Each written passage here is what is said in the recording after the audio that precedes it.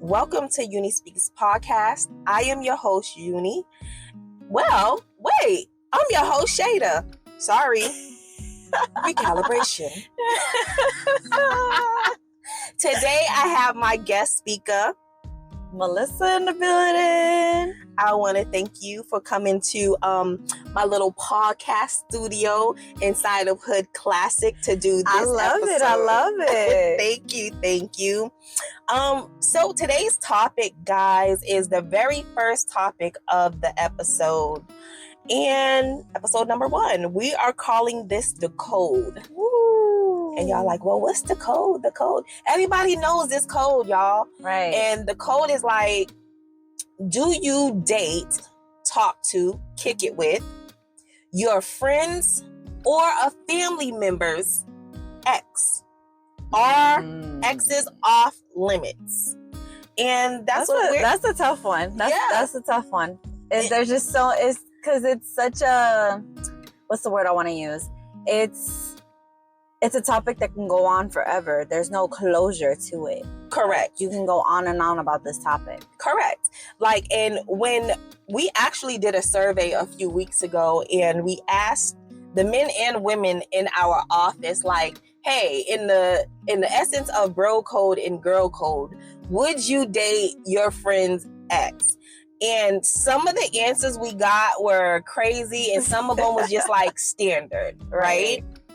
So we talked to about 110 people. Mm-hmm. And out of 110 people, I love my yeses.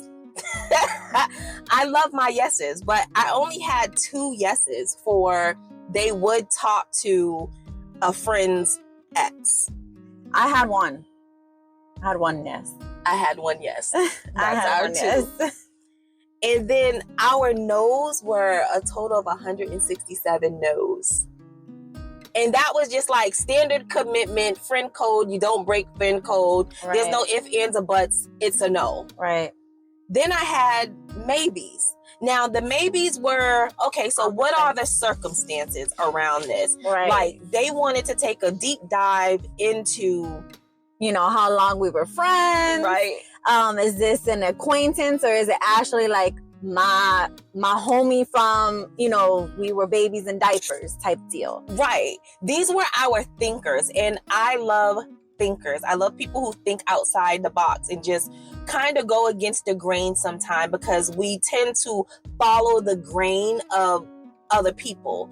And these people were our thinkers, and they actually had more to add into it. Mm-hmm. So taking a deep dive into this, some of the points were, how long were we friends? And are we still close friends? Or, drifted apart? Did we drift apart? Or did we have a falling out? And now, we know we're not friends, and now your exes are not off limits to me. If I were to be in that situation, it would just, it's touchy, because once again, it goes based off of how long we were friends. Yeah, we had a falling out, but you my nigga still. I still got love for you. Right. So if I were to see you talking to my ex, yeah, I'm gonna feel some kind of way, because we just had a fallout. And now you're talking to my ex? But okay, so that's saying okay, we're friends, we had a falling out, and I immediately talk to your ex. That's different, because I'm liable to put these paws on you, because I feel some type of way. Right. But then it's okay, we're friends. We were friends for 10 years. We had a bad falling out. We don't even mess with each other now. I bump into your ex from 6 years ago. Okay. You and your ex don't even kick it no more. Y'all ain't even talking. Y'all are both blocked. Okay. But I bump into your ex, and they actually kind of fine. They leveled up a little bit. And you see somebody's ex in public, they be like, hey, ain't you so-and-so's friend? Or you look familiar. Right. They hit you with the you look familiar, and y'all start talking. You can tell right then and there, I think he might be interested, or she might be interested in me. Damn, that glow up was great. Right. So do you not talk to them because they used to talk to your now ex-friend? What What if because, okay, so this was my theory of it all. Mm-hmm. Just because that is your ex and they did that to you, don't mean necessarily that they're going to do that to me. Because what if this is my soulmate? He just actually, or she just actually bumped into you first. Yeah, that could be true. But I mean, what if it's just a repeat offender? Well, then I would learn that it was, I would learn that it can go either way. It's a repeat offender. Like, and that's why I feel like it's a double-edged sword. Not saying that I would date any of my friends' exes, because my friends' exes is not my type, but they could have a glow up. Right, but I don't think I'll still be attracted. I'm too shallow.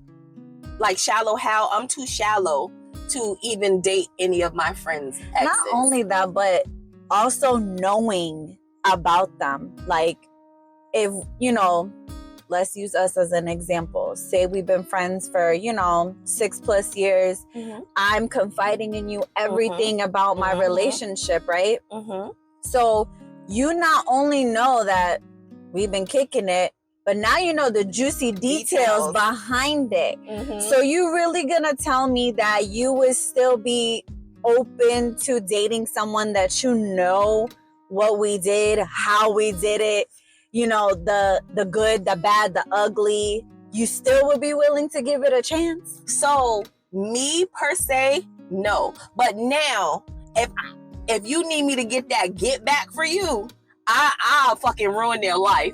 Okay.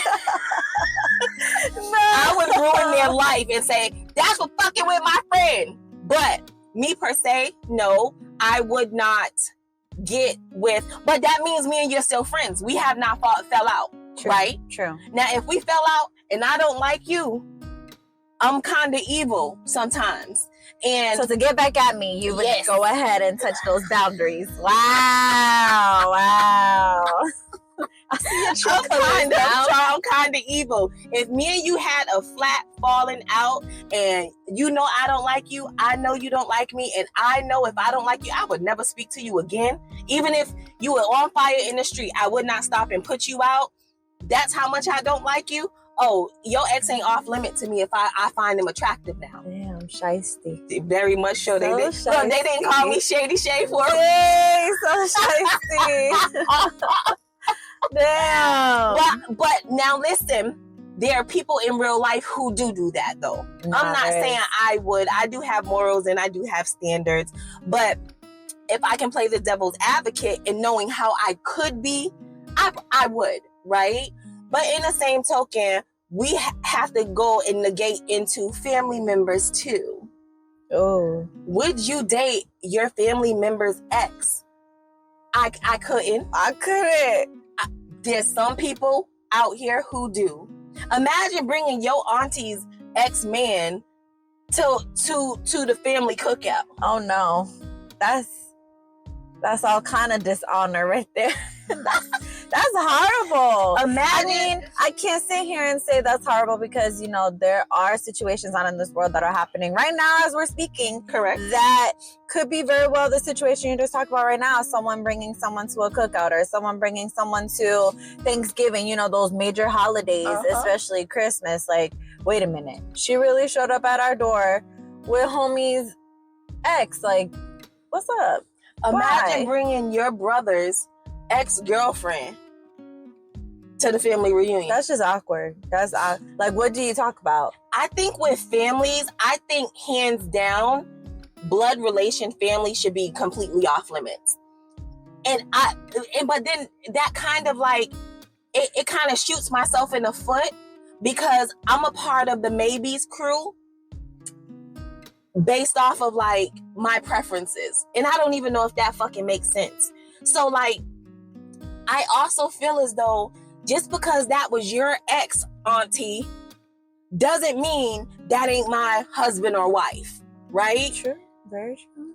Just because you found them first doesn't mean that they were not put on this earth for me. You just bumped into them first. So you mean to tell me that I am about to give up my person that was made for me because you crossed paths with them first? In my mind, like, it makes sense, but it don't make sense to me. It's because we honestly grew up or still growing up in a society that everyone is looking at social media, on the internet, doing this, doing that. So what they see, they follow. So of course, every initial human reaction to this question is hell no, no, because we were pretty much raised like, no, you just don't do that. Correct. That's disrespectful. Correct. But the more you grow up and you learn about the world, it's exactly how you're saying it. Like, yeah, you ran into her or him before me. And what if that ends up being my soulmate? Correct. And it's just like, so there's a saying, and I forget, I'm losing my train of thought. Recalibration. Okay, so damn, I still lost my train of thought. It's okay. It'll come back. Okay, whatever. We're gonna go on to the next section until I get my brain back. Right. So, what about the death of a friend? See, that's a tricky one. This is what caught us off guard when we were talking about it. It depends once again on the situation. Like when this was brought up to me, it was stated, okay, what if the two were married and, you know, let's just say the wife ends up, no, I feel like let's lose the man first. Okay, let's lose the husband. Right. So the husband unfortunately passes away. Right. They shared a mutual friend, and the friend started showing interest in the widow. Now, what caused grounds for it to be okay for that situation to happen, even though they've been all cool with each other? Right. Even though he passed away. So now that gives people the thought process of, okay, how long were you feeling her? Were you feeling her while this man was still alive and just kept it a secret? And now that he's passed on, you're using this opportunity to go ahead and shoot your shot. I mean, so I feel as though that is one possibility, right? Right. But regardless, he stayed in his lane as a friend, right? Because you can't help who you find attractive.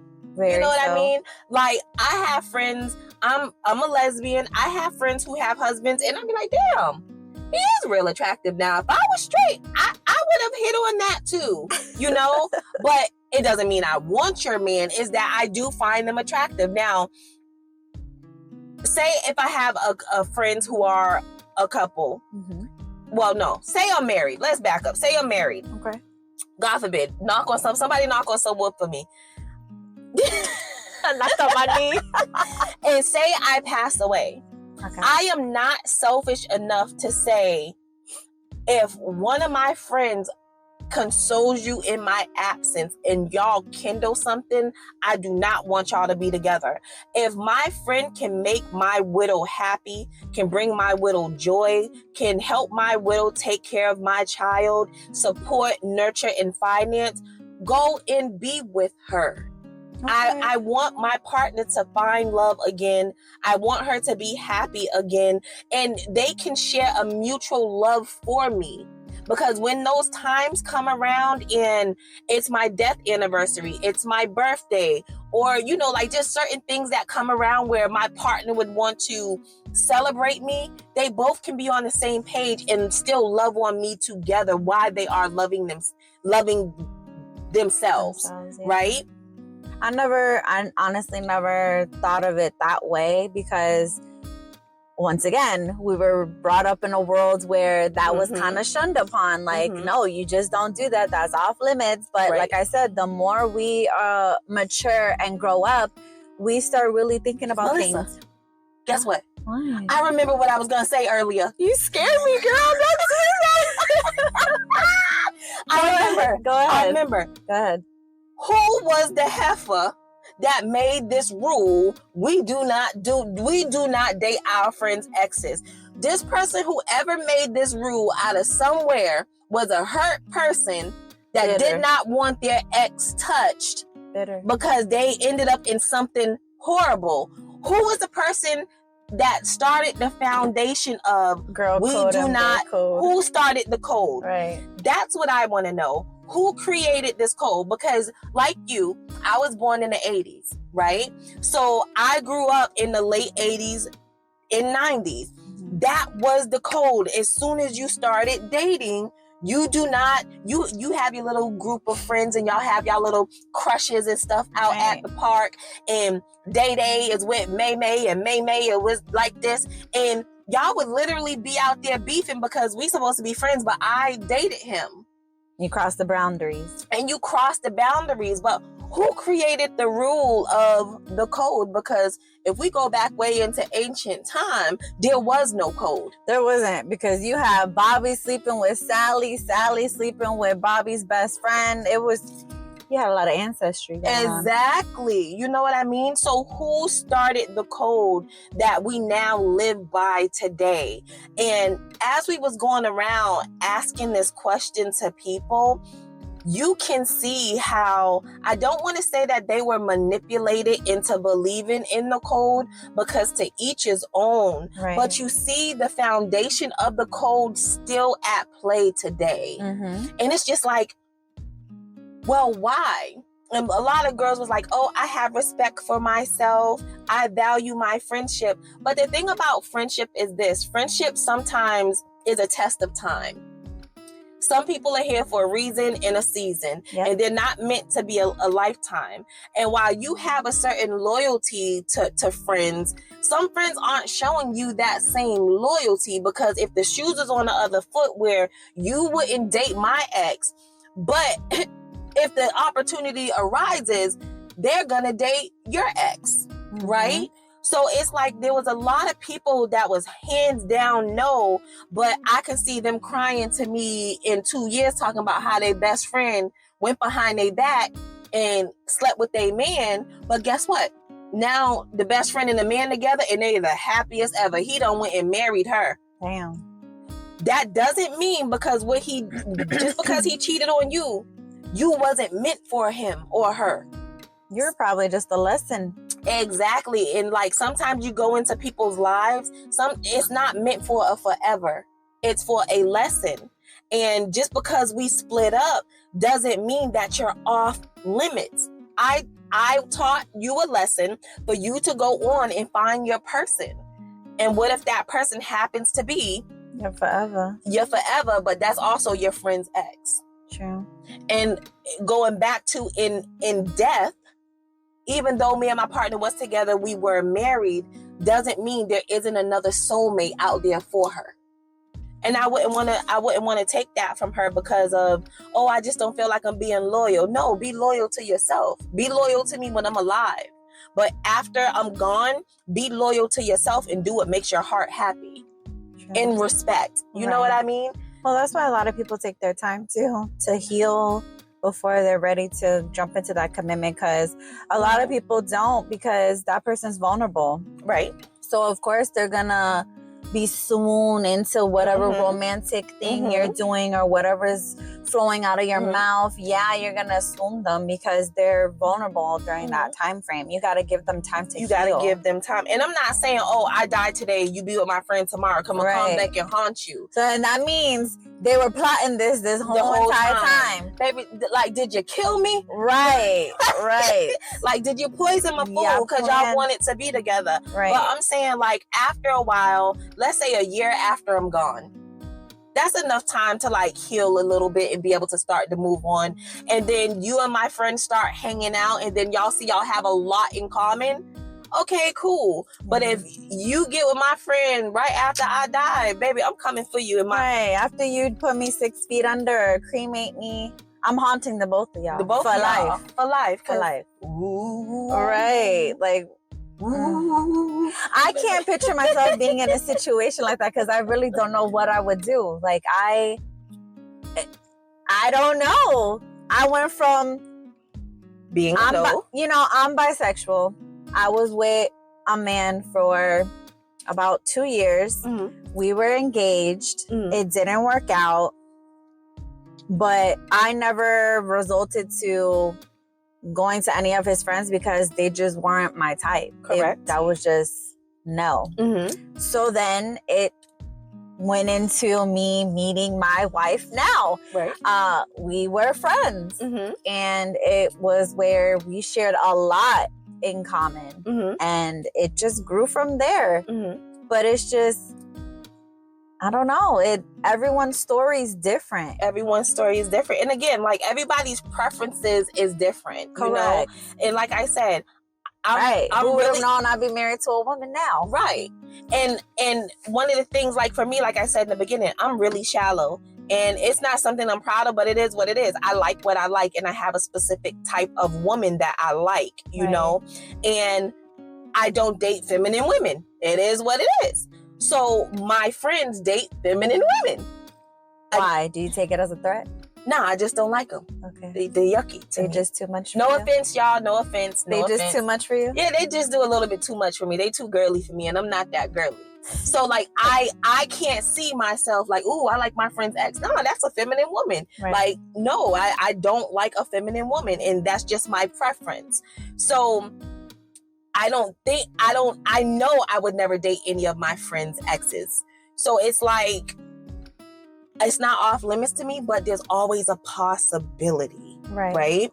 And then you also have to take in a factor, like, is your friend and that ex, are they really over, or are they still doubling back? Right. Because there's a lot of people out here who double back to their ex. Yep, you got a lot of toxicity, if that's even a word. Toxicity. Yes. Relationship where, you know, they together for a good 2 weeks, and then they break up, and then give it another week, they back together. So during that time frame, if homie is talking to her friend and, you know, they start kicking it off, it's like, okay, are you and, you know, Shada really over, or y'all gonna keep playing this back and forth? Because if so, then I don't want to be a part of that. Right. It's just messy. That's in that maybes, right? Because that was some of the things, like, okay, so say that was you and the ex break up, and it's been a few years, but y'all touch bases every now and again,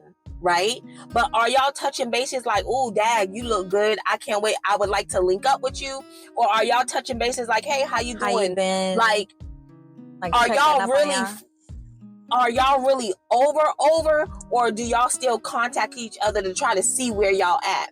And then sometimes you also have to be careful, because your friend could actually be downplaying that ex because she don't want no one else. Exactly. She don't want to see them with anyone else. But then again, it's like you downplaying them, you know, I don't care. I don't really want them. I don't care. And then you go and try to see what they about with permission, because they say, oh, I don't care, you can do what I want. But then you get with them, and now your friend acting all awkward. Their feelings get hurt, because they're like, damn, you really did do that. You really went and dated my ex. They don't believe that you're gonna test the waters, and you gave me permission. You handed the platter to me, girl. Right. You can't be mad. Because if I came to you and asked you about your ex to see where your head was, and you said, I'm over it. I really don't care. If you want to try it out, you do it. But then I go and do it, and now you feel some type of way, because now you realizing you still have feelings for them. Right. You want to realize you still have feelings for them after that would be your fault. But then now I have to question our friendship. But then they say, well, if you never dated the ex in the first place, or see what the ex was about in the first place, you wouldn't have to figure out the friendship. But why should I miss out on my possible soulmate because that's your ex? True. I mean, I can't just say a lot of females. It's a lot of females and males out there that they just don't want to see their significant other at the time, right, with anyone else. That's why you got these people out here in the world talking about, if I can't have you, no one else will. That's a very scary statement to hear. And I've heard that a couple times in my lifetime. It put a little fear in me, and it made me really think about the person I was with. Like, girl, you putting that grand slam down on them. Is it, are you the one? And then to sit here and be like, damn, y'all weren't the one, but y'all were really saying those intimidating things. And sometimes I feel like they say those things so you don't go to stick around, so you don't test the waters. Correct. So there's there's a lot of, what's the word I'm looking for? Manipulation. Correct. And even in the same token, like when we talk about dating the exes of friends, like, say for me, for instance, there's some exes I don't give a fuck. Excuse me. There's some exes I don't care. Like, please go date my baby daddy. Please take him and date him. I don't ever want him back. Like, I would never even bat my eye and look his, like, take him, okay? My other ex, we'll call her, we ain't gonna call her Sheila. We'll call her Tabitha. Okay. Take fucking Tabitha, okay? Because I don't want Tabitha. I would never double back for Tabitha. Don't want nothing to do with Tabitha. Let's take Antonia. Me and Antonia are really, really good friends to this day. She went off, she got married, she has kids, she loves her husband. And I love that for her. I love that for them. Okay? We have all linked up, chilled out, let the kids play. I don't want, what was her name? Amanda. I don't know, Amelia. Antonia. I don't want Antonia. Okay? What's the other one? We'll name her April. I don't want April. April is an extreme feminine woman. Like, I don't want April. Like, we're cool. We have a love-hate relationship sometimes, but we're cool. I would never double back. We can go with my other most recent horrible ex. We'll call her Handle. Okay? I would never, ever, ever, ever want her back. So y'all, anyone, listen, I will tell you, this is what happened to me. I don't know if it's going to happen to you, but good luck. You can have her. There's another ex that I love to pieces, but we had to separate because it was not the right time for her. I cannot double back to her, won't double back to her, but I love her to pieces. You still got love for her. I still got love for her. Can one of my friends date her? No, absolutely not. You cannot date her and expect me and you to be cool, because I still have love for her. Like, that is my friend. I care about her, but you cannot come like, hey, we're going to come over, and me not feel no type of way. You just wouldn't be able to do that. But why, if you're already in a relationship with someone else? It's just one of those things that for me is still kind of fresh. Okay. And not technically, I'm not in a relationship. We can call it a situationship, but I am with someone who treats me amazingly. I love her. We've been dealing with each other for the last 2 years. But even though it has been 2 years with my new person, for me, my friendship with my ex is still kind of fresh. There was things that, like, we did not get to hash out. So you guys haven't had that closure? We have not had that closure. It was an abrupted closure, but I had to let her go and move forward. And she has since moved forward. She is in a relationship and we respect her relationship. But at the same time, I can't say, okay, yeah, friend, you can go and talk to her. And then now I'm having a gathering and you come to my house, but you have my ex with you. Yeah, I don't know how I feel about it.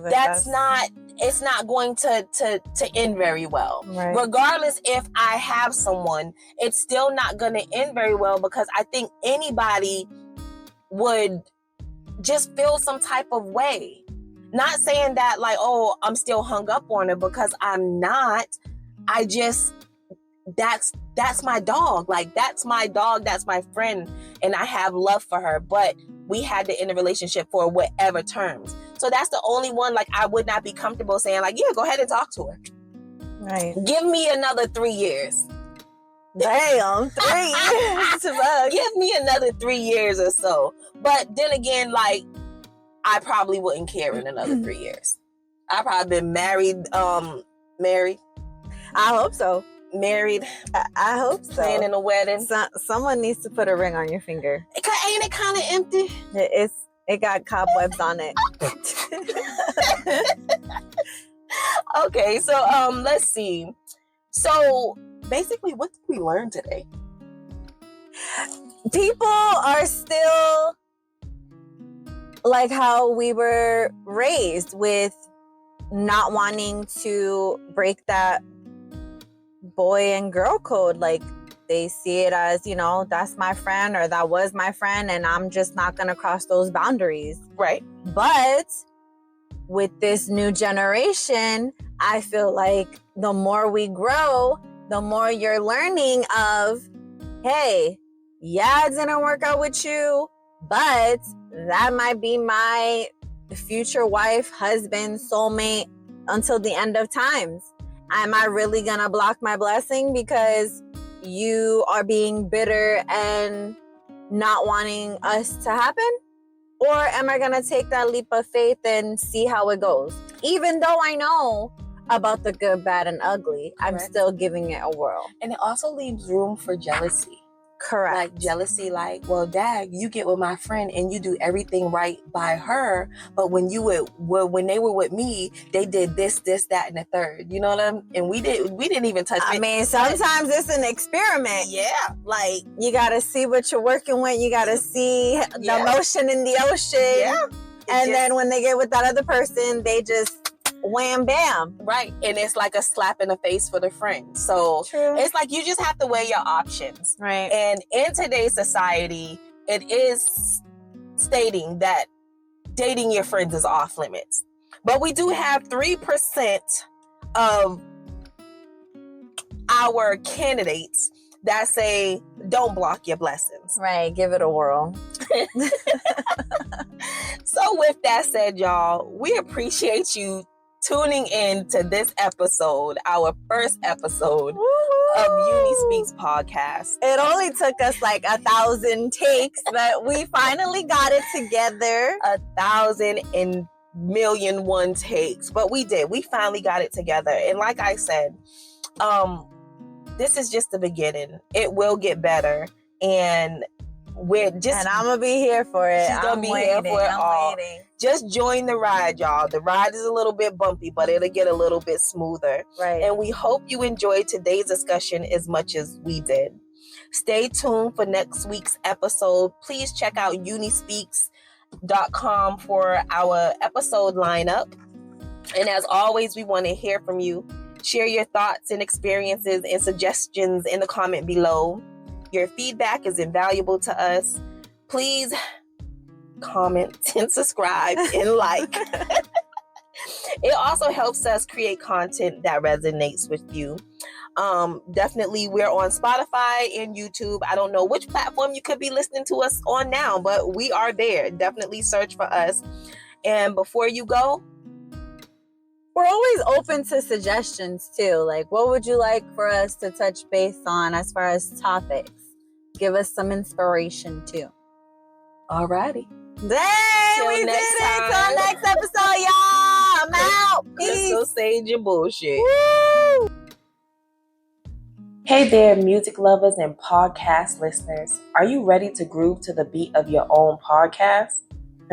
Well, look no further than the Wise Observer, the musical genius behind the infectious tunes of Unispeaks podcast.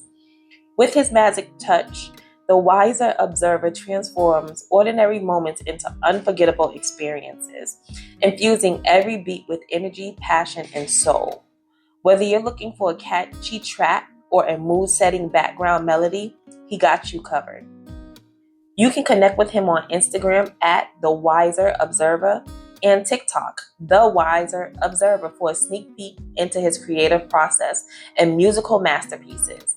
And if you are ready to take your podcast to the next level, book them on Fiverr for personalized music that your soul can't resist moving to. Don't miss out on this opportunity to elevate your podcast with enchanting sounds of the Wiser Observer. Get ready to dance to the rhythm of your own success. Please note that this promotional skit was not sponsored by Fiverr, TikTok, or IG. Crystals, Sage, and Bullshit, and I'm out.